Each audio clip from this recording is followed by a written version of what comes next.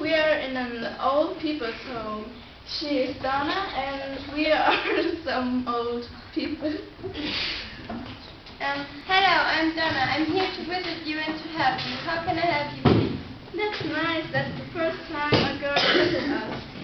Thank you very much. I'm happy that I can be here too. I think it's a big experience. Tell me something about your life. Well, I will do that if you want to. My life was very sad because my husband died in 1968. It was a big loss. When I was younger, I had a farm in Ireland. And I've got 11 children too. That's very exciting. What about you? My family was very poor. We lived in an old apartment. That wasn't very nice because I've got 4 brothers and 2 sisters. That's exciting too. What about you, Mr. Booker? My father wanted boss from a Stanway and Son Company. He was one of the richest and famous men in the world. I live in a beach house and I was not an unlucky child. My life was good and wonderful. Whenever I think about it, I'm happy.